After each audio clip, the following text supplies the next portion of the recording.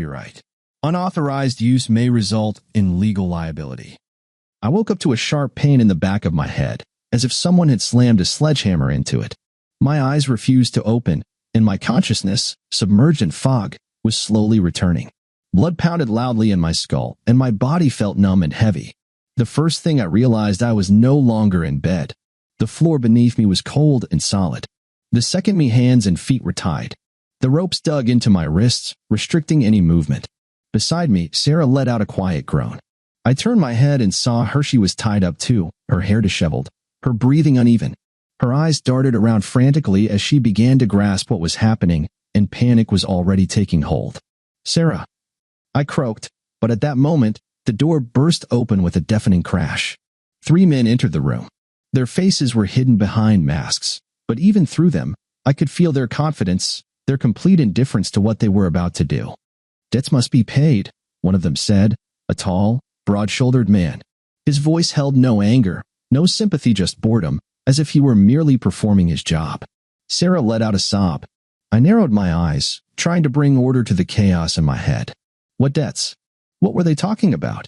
At that moment, I heard a scream, high-pitched, terrified, breaking into a shriek. "Shit. Ellie." I tried to lunge forward, but the ropes cut deeper into my skin. Our daughter. Through the window, I saw them dragging her outside. She was kicking, screaming, but the men's hands held her in an iron grip. "Leave her alone," Sarah screamed, thrashing so hard that her shoulders cracked from the strain. The masked man, the one who had spoken about debts, stepped closer to her and leaned in. "Calm down, darling. This is all because of you. You shouldn't have played games that were out of your league." His fingers slowly ran along her cheek, and I felt something inside me explode. "If you so much as lay a finger on her," I rasped. But before I could finish, another one of the bastards drove a fist into my stomach, knocking the air out of my lungs. I doubled over, gasping, but through the ringing in my ears, I heard the sound of splintering wood. I thrashed, but it was useless. The doors slammed shut, and almost instantly, the first flicker of flames licked through the cracks. They had set the house on fire. I turned to Sarah. Her eyes were wide with terror, her breath coming in short, panicked gasps. She thrashed against her restraints, but they held firm. I could already smell the burning, hear the beams cracking under the heat. No, not like this. This couldn't be how it ended. I clenched my jaw, tensing every muscle, trying to loosen the ropes. Panic was turning into something colder, sharper. Rage. I was not going to die here. I was not going to let them take my daughter. This was just the beginning. Smoke filled my lungs, searing my throat with an iron grip. The fire devoured the walls, and the house began to collapse. Through the flames, I saw the ceiling beams dangerously bending, ready to cave in at any moment. There was almost no time left. Sarah was coughing, her eyes filled with tears from the smoke. Her lips moved, but I couldn't hear her word, only the crackling of fire and the pounding of my own heart. I lunged forward, straining every muscle. The ropes, soaked with sweat and blood, loosened slightly. I shook my head, shaking off the sweat from my forehead, and clenched my fists. If I gave up now, we would burn alive. One hard yank. Pain slashed through my wrists, but one rope gave way. With even more force, I tore my hands apart, digging my fingers into the scorching floor. A snap. Freedom. I ripped the bindings from my feet, nearly losing my balance, and rushed to Sarah. Her eyes widened as I started tearing through her ropes. A few more seconds and she collapsed against my chest, gasping for air. "Get up," I barked, grabbing her by the arm. There was almost no oxygen left. One breath coughing, another fire tearing at my throat. We wouldn't make it if we didn't hurry. The window. It was our only chance. The glass was already covered in soot, but through it, a faint light shone through. Shit, it was small. I would have to push Sarah through first. "Hold on to me," I ordered. We fought our way through falling beams, dodging burning planks. I felt the heat searing my skin, but I didn't stop. Reaching the window, I smashed the glass with my elbow, not caring about the cuts. "Go," I shouted, boosting her up. She hesitated, looking around in fear, but I didn't give her a choice. With one powerful shove, I pushed her outside. The heat pressed in from all sides. Coughing, gasping, I pulled myself up onto the frame, pushing my head into the night. Fresh air felt like salvation. Just a little more, and I fell. Hard, painfully, but not fatally. We lay on the ground, staring at the burning house. The heat from the flames still licked at my skin, but the worst was over. I sat up, breathing heavily, and looked at Sarah. She was trembling, her fingers clenched so tightly they had gone white. But around us, there was no one. No bandits. No Ellie. Only the night, the fire, and emptiness. I forced myself to my feet, feeling the fresh burns throb on my arms. Smoke still blurred my vision, and my lungs protested against the acrid air. Sarah sat on the ground, her shoulders shaking, but she wasn't crying. She looked stunned, like someone who had just realized they had made an irreversible mistake. "Talk," I rasped, barely catching my breath. She lifted her head, her lips trembling not from the cold, but from fear. She knew there was no point in hiding the truth anymore. "Jake." She faltered, but I stepped closer and grabbed her by the shoulders. "What the shit is going on, Sarah? Who are these people? Where is Ellie?" She squeezed her eyes shut, as if hoping that if she didn't look at me, reality would disappear. But reality had already burned to the ground. It was Henry," she finally whispered. My entire body tensed. "What Henry?" Henry Lawson. You don't know him. I met him at work. He came in for financial consultations. He told me how to make easy money." The words caught in her throat, but I didn't let her stop. "Keep going." Sarah ran trembling hands over her face, smearing soot across her skin. "And then they came," she continued, her voice breaking. "Those people, the debt collectors. They said I had meddled in the wrong system, that I had taken money that didn't belong to me, and now I had to pay it back. Or else." She swallowed, clearly afraid to say it. "Or else what, Sarah?" I asked, though I already knew the answer. She wrapped her arms around herself, trembling. "Or else, they would take the most precious thing." I closed my eyes. A cold horror spread through my chest. "Ellie." I spun around sharply, scanning the darkness, as if hoping that somewhere on the horizon I would see her silhouette. But there was only the night, the stench of burning wood, and an unsettling silence. Henry Lawson. I memorized that name. He had just signed his own death warrant. I took a deep breath, forcing myself to stay in control. Anger boiled in my blood. My heartbeat remained steady, but my mind was already forming a plan. All of this reminded me of a past life, one that no one knew about. Sarah thought I was just an ordinary man with a job, a family, a boring past. Sure, I was retired, but before that, I worked undercover. The Bureau sent me where no regular operative could go. I infiltrated criminal organizations, worked among drug dealers, hunted terrorists, shut down money laundering schemes. Over the years, I had been to places that now felt like waking nightmares, but they had taught me the most important thing: patience and cold calculation. I knew how to be invisible. I knew how to track. I knew how to make people talk. And I knew how to kill. But I left that life behind. I wanted a life without violence, without blood. I wanted to be a husband and a father. But that life had just burned to the ground. I pulled out my phone and, without hesitation, dialed the number. 2 rings. Then a tired voice answered. "Charlie." "It's me," I said, leaning against a tree, staring into the night. A brief silence, then a short chuckle. "Jake? Holy shit. Man, you're like a ghost." Years of silence, and now you're calling. What do I owe the honor? I gritted my teeth. "I need information." Charlie instantly grew serious. "On what?" "Henry Lawson. And the Quantum X trade platform.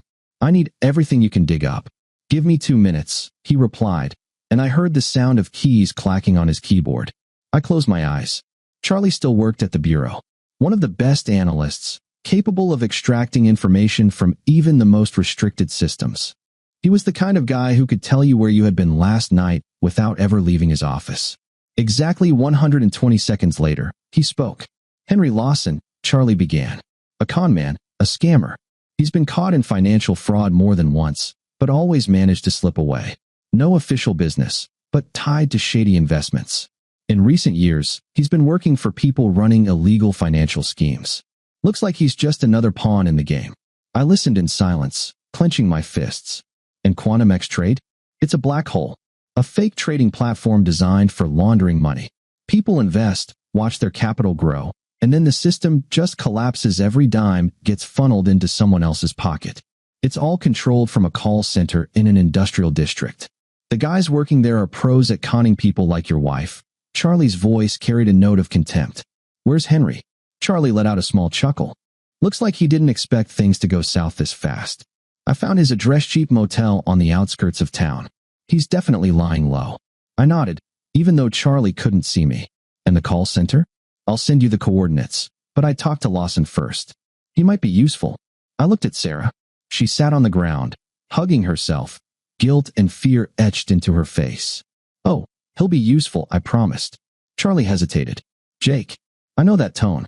Whatever you're about to do, don't push it too far. I didn't answer.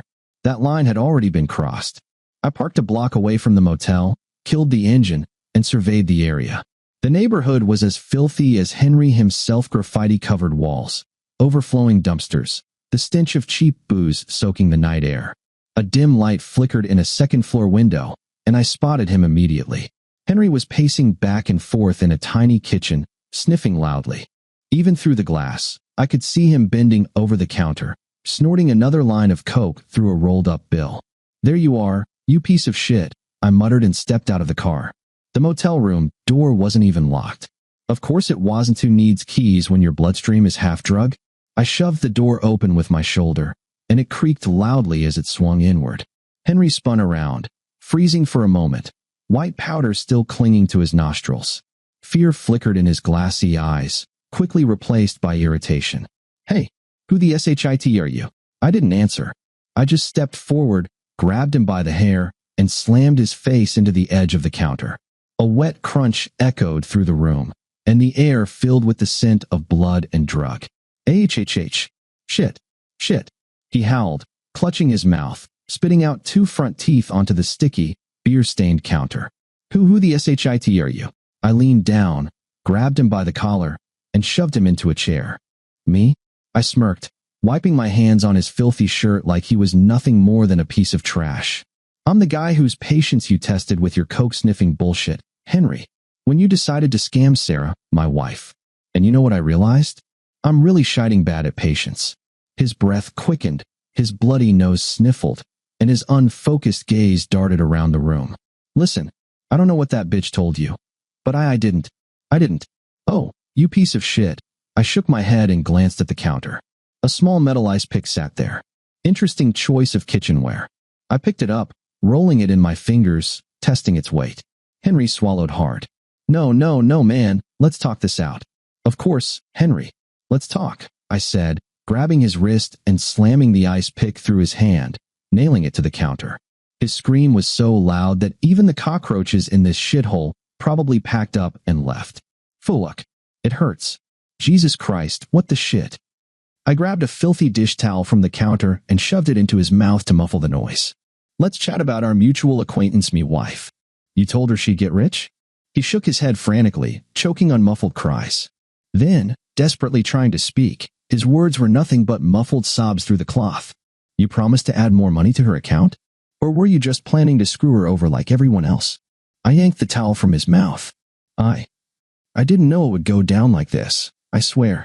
I thought she'd pull out in time, take the profits, but women, man, they're greedy as shit. She wanted more. More. It's not my fault. So you're saying Sarah dug her own grave? Dude, she's no saint. You even know what she did to get my help? He sneered, but I twisted the ice pick in his hand, cutting his words short with another scream. Keep going. I'm curious. She begged me to teach her how the exchange worked, said she wanted to play big. I don't know how your marriage works, but your Sarah? She was desperate enough to do anything. He chuckled weakly until I slammed his head against the chair's backrest. Go on, Henry. Say it to my face. Say it, and I'll put a few more holes in you. He groaned, the smirk wiped clean from his bloody lips. She just wanted money. Man, everyone does. I pulled back, leaning in close. Where's my daughter, Henry? His eyes squeezed shut. I don't know, he rasped. I exhaled slowly. That's 2 lies now, Henry. I don't like liars. I pulled the phone out of the bastard's pocket, pressing down on his wounded arm. He whimpered in pain as I started digging through his files. Henry was a dumb junkie, no doubt, but like all cowardly scumbags, he had a habit of collecting dirt on everyone around him. I opened the gallery and, almost immediately, found a folder named Special Clients. What a ridiculous name. Clicking on the first video, I was greeted with a shaky clip of Henry filming himself in a bathroom, snorting a line of coke off a toilet lid. You don't even have a proper table for this shit? I scoffed, shaking my head. Henry groaned as I pressed my foot onto his broken wrist. I just kept everything here, damn it. He rasped. I kept scrolling. Most of the files were garbage cheap hooker clips, drunk brawls, recordings of shady deals where he conned idiots into profitable investments. Just the usual filth. But then I saw her. Sarah. I froze. On the screen was my wife. The same motel, the same kitchen, but her expression wasn't one of fear. No, there was a hungry glint in her eyes. She was sitting on the counter, her legs spread as Henry stood between them, grinning his drugged-out smile. How bad do you want me, baby? He smirked on the video, slipping a hand under her skirt.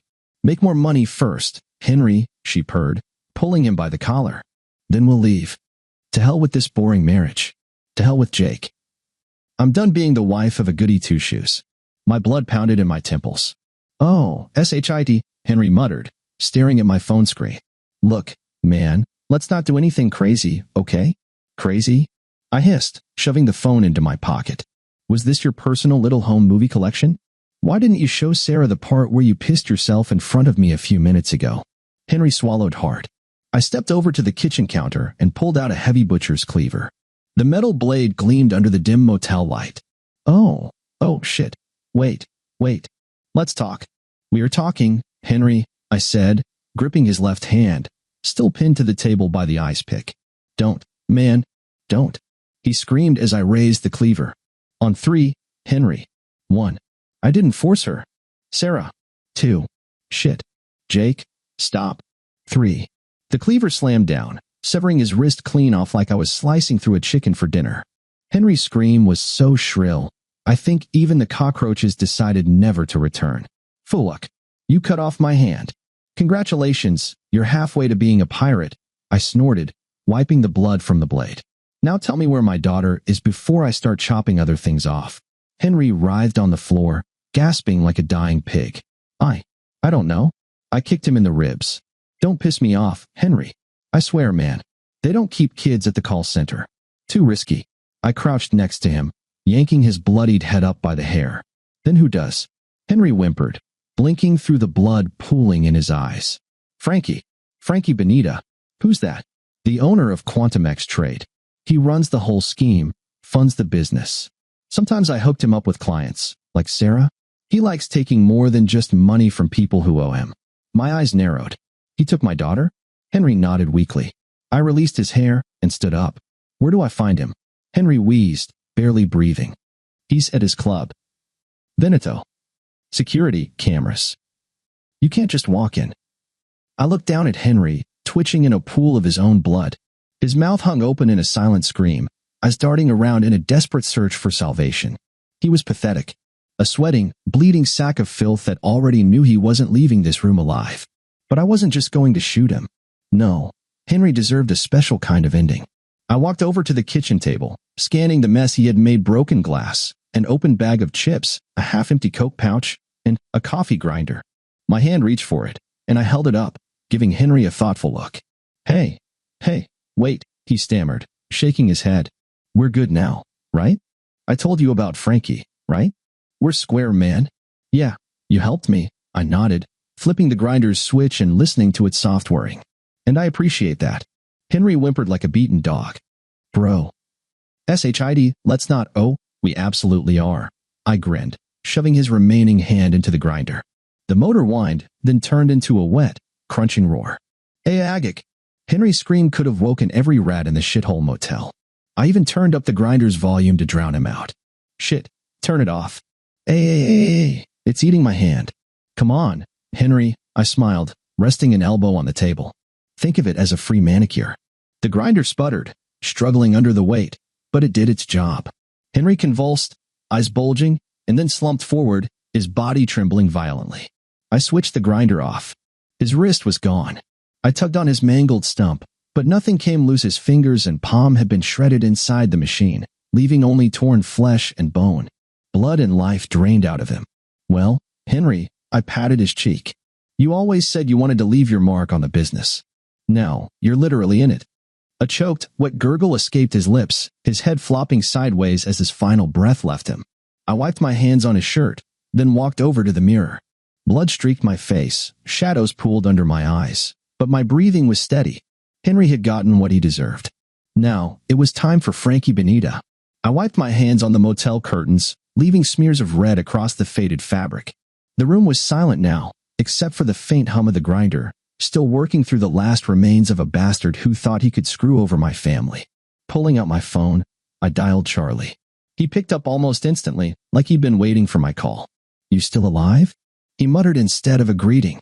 "Yeah," I smirked, sitting on the edge of the bed. "Henry's not." Silence. Then, a slow exhale. "You know," Charlie sighed. I pretend to be surprised, but, "Nah. I just saved you the trouble of finding him," I said, stripping off my bloodied shirt.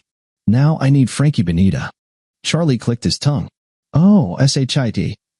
Jake, you're picking a serious fight. Tell me what I need to know." I heard him drumming his fingers on the table, probably gathering his thoughts. "Frankie Benita isn't just some thug. He's the son of the late Senator Benita, the same one who got whacked a couple of years ago under the pretense of a political dispute. From what I know, the old man was far from a saint, but his son, he went even further." I listened in silence. After the old man's death, Frankie disappeared from the radar, but he kept the money. A lot of money. On paper, he owns no businesses, no properties, nothing. But unofficially, he's the shadow king of financial fraud. Quantum X trade is just one of the many fronts he uses to launder cash. You can't just walk up to him. His name doesn't appear anywhere. "Where is he now?" Charlie snorted. "If you're thinking of paying him a visit at Veneto, you better be ready. That place has security on every corner. It's not just a club, it's his lair. If he really is involved in your daughter's kidnapping, you won't just walk in and take her back." "That comes later," I said, standing up. "First, I need the call center. You're not planning to just knock on the door and ask for their entire operation, are you?" "Nope." "Then what?" I glanced at the 2 large gas cans I had taken from my trunk before heading to Henry's. They stood by the doorway, filled to the brim. "I'm going to burn it down." Charlie fell silent. "All right, I won't even ask. Here's the address." My phone vibrated as he sent the coordinates. "Just try not to cause a full-scale Armageddon," Charlie muttered. "No promises," I said, ending the call. Lifting the cans, I stepped out of the room without looking back. It was time to burn this rot to the ground. The call center was housed in an abandoned office building, its peeling walls covered in graffiti, with boarded-up windows on the upper floors. A perfect hideout for scum who thought they were untouchable. 2 guards stood at the entrance, big guys in dark jackets, hoods pulled low over their faces. One was lazily smoking, the other glued to his phone. I walked toward them at a steady pace, a gas can in each hand, and set them down. The smoker looked at me, took a drag, and exhaled slowly. "Who the shit are you?" "Forest Ranger," I replied, brushing invisible dust off my palms. "And I'm here on a noble mission." "Seriously?" The second one finally tore his eyes from his phone, glancing between me and the gas cans.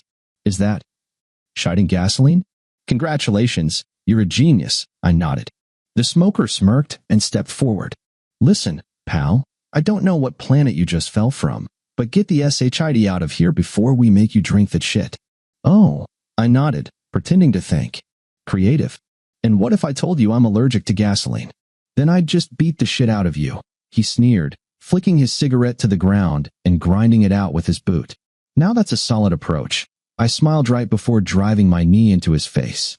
The crunch was loud enough to make the second guard flinch. The smoker reeled back, howling, clutching his face as shards of his own teeth jutted from his mouth. The other one reached for his gun, but I lunged forward, grabbed his arm, and yanked it down, forcing his elbow straight onto a jagged piece of rebar sticking out of the ground. A wet crack rang out, and his arm bent the wrong way like a broken doll's limb. He didn't even scream at first, just stared dumbly at his twisted forearm until the pain finally hit his brain. "Ag." I let him drop to the ground and turned to the first one, who was still groaning, spitting out blood and teeth. "Is this your shift?" I asked, picking up one of the cans. He mumbled something, but I wasn't listening anymore. I left them writhing in their own blood and stepped into the building, carrying gasoline and the scent of death with me. Soon, this nest of filth would burn brighter than hell. As I walked through the hall, I felt eyes slowly turning toward me. At least 40 people sat there, scrawny rats hiding behind monitors, headsets, and squeaky chairs. They looked up like vermin caught in the light, their Adam's apples bobbing nervously as a stranger invaded their little kingdom. I set the gas can down on the nearest desk. The guy behind the laptop, who had just been persuading some poor bastard to make a once-in-a-lifetime investment, froze, his eyes darting around. "Dude, you're not supposed to be here." "I go wherever I want," I smiled, twisting the cap off the can. The sharp scent of gasoline filled the air, sending ripples of panic through the room. Hey, what the shit?" Someone yelled from the left. I ignored them. I tilted the can, pouring fuel over desks, keyboards, monitors over these sweaty little parasites. One of them tried to jump up, but I grabbed him by the collar and shoved him back into his seat. "Sit tight, buddy. You already reek of shit. What's a little gasoline?" The panic swelled. Someone bolted for the exit just as security barged in. 3 of them. One with a bat, another with brass knuckles, and the third just looked like he enjoyed a good fight. "What the shit do you think you're doing?"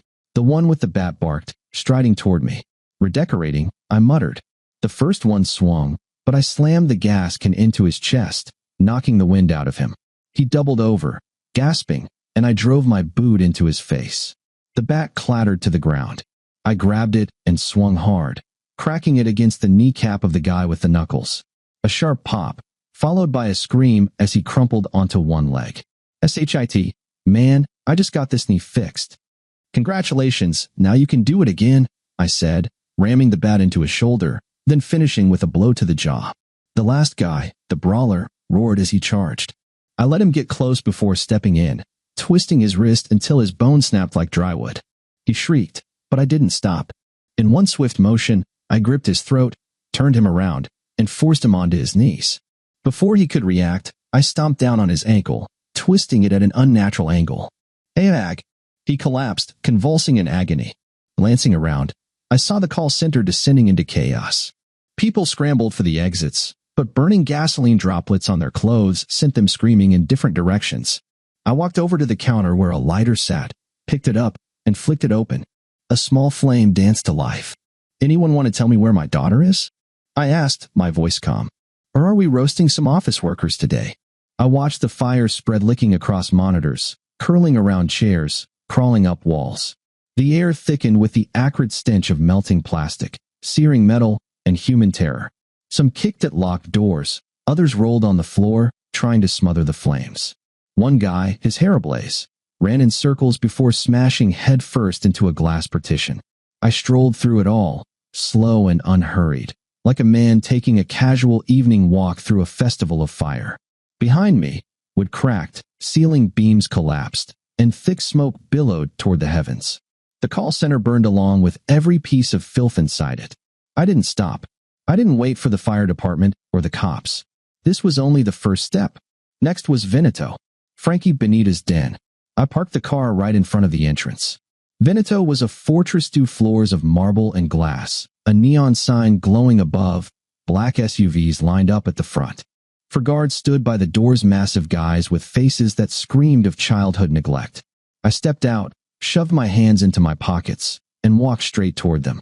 One of them immediately moved forward, blocking my path. "Hey, buddy, I think you took a wrong too." I didn't let him finish. A quick lunge, and my knife slid under his ribs. "Fshit. He coughed blood, collapsing to his knees.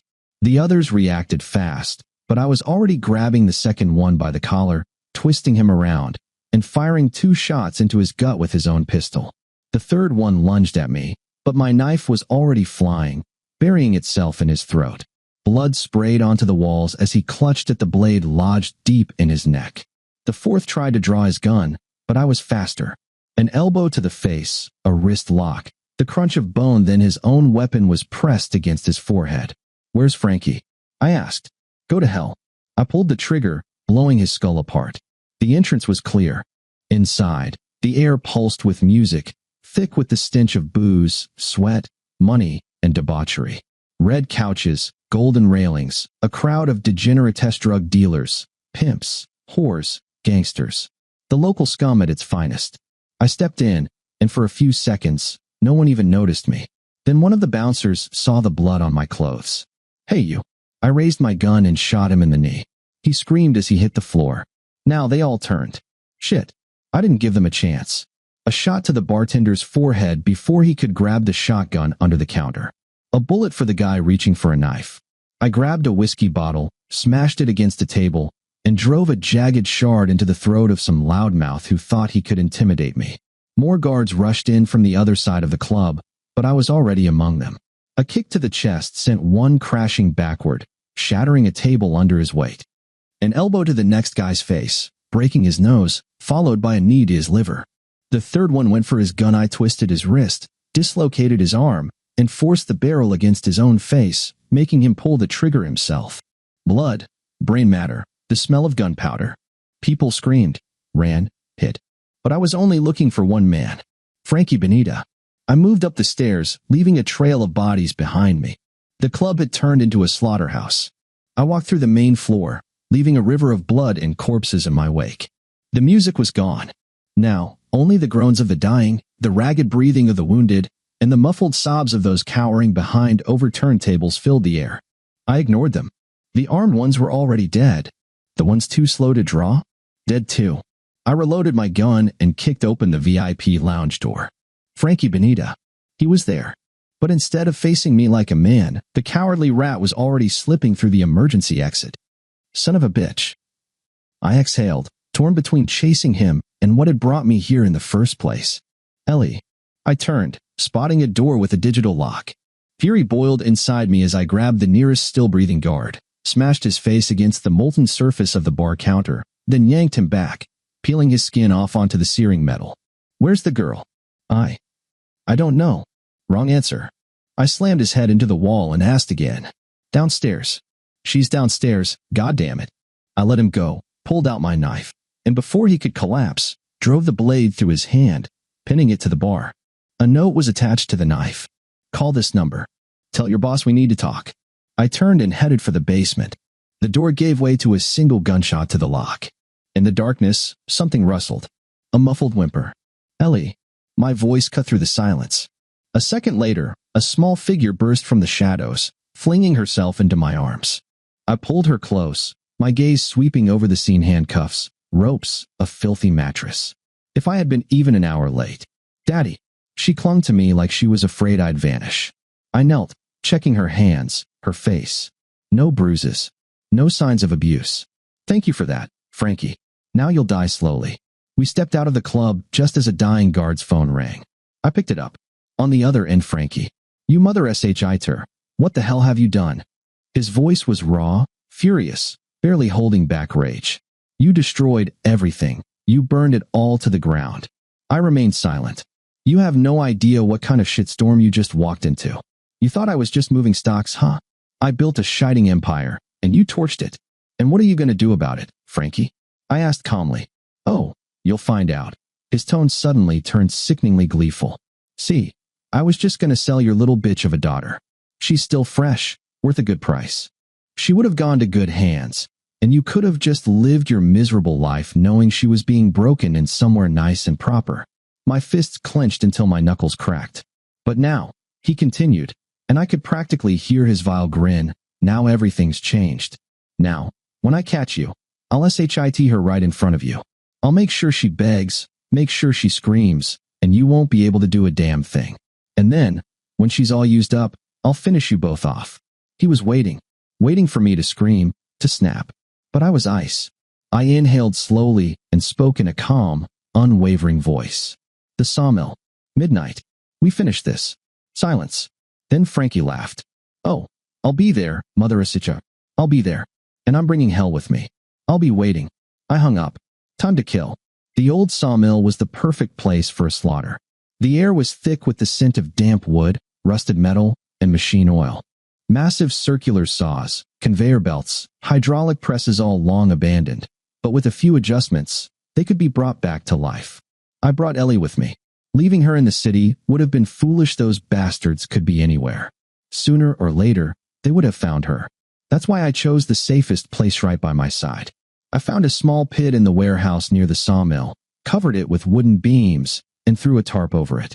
You have to stay here, Ellie. I knelt in front of her, resting my hands on her thin shoulders. He'll be back soon. Dad. Her voice trembled. I'll come back. You believe me, don't you? She nodded, squeezing my hand tightly. I left her in the hideout and moved toward the sawmill. It was time to welcome my guests. I heard their engines before I saw them. Dozens of headlights pierced the darkness, illuminating the dusty road leading to the sawmill. They thought I'd be standing in the open, gun in hand, waiting for them. They thought their numbers would crush me. I knew how they thought. So I hid. I was a shadow. Moving between rusted machinery and stacks of logs, I dissolved into the darkness. There were plenty of them, but they were nothing more than common thugs, used to intimidating the weak. They didn't know what it meant to be the hunter. The first one strayed too far. I emerged from the darkness, my arm wrapping around his throat. Before he could make a sound, my blade slid across his neck. Warm blood soaked the sawdust beneath us. I caught his body before it hit the ground and carefully laid it onto the conveyor belt. Then, I pulled the lever. The old machine groaned to life, its belt carrying the lifeless form toward the massive circular saw. The others didn't notice until the shriek of metal slicing through flesh filled the air. What the shit? The first one's head rolled across the floor as his legs slipped off the belt. I was already behind the next one. The metal hook plunged into the back of his skull, bursting through his eye socket. He convulsed, choking on his own breath. I grabbed a second hook and hurled it into the next bastard. He managed to get a shot off, but the bullet buried itself in the wall. I yanked the chain, pulling him toward me. An elbow to the throat. A quick grapple. And now he was on the press. A second later, the machine crushed him into pulp. Where the shit is he? I kept moving. One of them stepped into a small utility room. I shut the door behind him. He spun around just in time for the crowbar to shatter his kneecap. He collapsed with a scream. I hauled him up, forcing his face toward the switch that powered another saw. Please don't. I shoved him forward. Sparks flew, blood sprayed. His body twitched as the saw split his skull in two. And then more. I crept behind another mercenary, grabbed him by the head, and shoved his face against a grinding wheel. His skin peeled away like old paint from rotting wood. Panic spread. This isn't possible. He's just one man. Where the hell is Frankie? Frankie. I spotted him near the cars, surrounded by the last of his men. He stared at the carnage, his face pale. Kill that mothershiter. He shrieked, scrambling into his car. The tires screeched as he sped off. I lifted a rifle from one of the dead and took aim. The first bullets shredded the tires. The car spun out, crashing into a stack of logs. I wiped the blood from my face and walked toward him. Frankie struggled with the door, but I grabbed him by the collar and yanked him out. He screamed, kicking at me. I slammed his head against the hood. You wanted to have fun with my daughter in front of me, huh? Jake. I am sorry. It was just business. I dragged him toward the last working saw. Let's see how tough you really are, Frankie. His screams were drowned out by the roar of steel. Frankie gasped for air, his face smeared with blood and dirt, hands trembling as he tried to crawl away. I stood over him, exhaustion and rage merging into one. This bastard was the reason for everything I had been through, and he knew he had no way out. I stepped closer and, without warning, drove my fist into his gut. Frankie wheezed, eyes bulging, folding in half as he collapsed to the ground. He coughed violently, struggling to breathe, his lungs refusing to cooperate. What's wrong, businessman? I crouched beside him, watching him writhe. Rough day at work? He tried to rise, but I kicked him in the ribs, sending him sprawling again. Nearby, a shotgun lay beside a dead mercenary. A few feet away, an old bucket of machine oil. I picked up the bucket and peered inside. The oil was thick, black, reeking of metal and burnt rubber. You always liked greasing the wheels of your operations, didn't you, Frankie? I smirked, dipping the shotgun into the sludge. Gotta make sure everything runs smoothly. Frankie shook his head violently, his bloody lips trembling. Jake, listen. It was just business. I chuckled, spinning the gun in my hands, watching the oil drip from the barrel. Yeah, you keep saying that. I grabbed my knife and slashed through his pants. Then I shoved the shotgun deep into his ass. Frankie howled, thrashing in panic. He tried to crawl away, but I pinned him down with my boot. You wanted to have fun with my daughter? I hissed. How do you like this kind of fun? Huh? Want me to go deeper? Okay. Please, stop. He sobbed, choking on his own spit. I'll give you everything. Every dollar, every account. Chidi, I'll make you richer than you ever dreamed. I leaned in, letting him see the cold indifference in my eyes. Money? I scoffed, slamming his head against the ground. You think I give a shit about that? You nearly destroyed my family, tried to sell my daughter, and you think you can buy me off? I stood, gripping the shotgun firmly, and turned toward the roaring saw. Frankie realized where this was heading. No, no, no. He shrieked, clawing at the floor. I grabbed him by the collar and dragged him forward, his nails scraping against the wood in a desperate attempt to stop me. Relax, Frankie, I grinned, his screams drowned out by the whirling saw blade. You always wanted to leave a mark on this world. Now you'll be part of something bigger. Steel met flesh. Blood and meat sprayed the walls as Frankie's final screams were swallowed by the machine. A few seconds later, it was over. 2 bloody halves hit the ground, spilling their insides across the floor. I wiped my hands, cast a glance at what remained of Frankie, and pulled a pack of cigarettes from my pocket. The lighter's flame flickered to life, and I took a deep drag, exhaling smoke into the night air. Business is closed, you piece of shit. Now, all that was left was to get Ellie and bury the old life. I found Sarah in the same motel where I had once caught Henry. Of course, she had come back here as always scurry to the first hole where they've been fed before. She sat on the bed, clutching her phone, probably trying to call someone who was already rotting under the spinning blades of the sawmill. When the door swung open, she jumped, her eyes going wide as if she'd seen a ghost. Well, in a way she had. Jake. Sarah, darling, I smirked, locking the door behind me. Look at us, together again. She swallowed hard, gripping the bedsheet as if it could somehow shield her. You don't think I do, I cut her off, settling into a chair across from her. I think you wanted to trade your family for a fat bank account and a little junky glamour from Henry.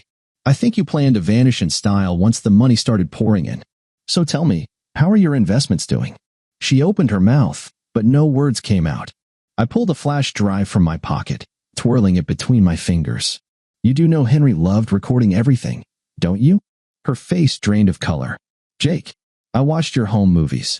Impressive performance, really. You could have been an actress.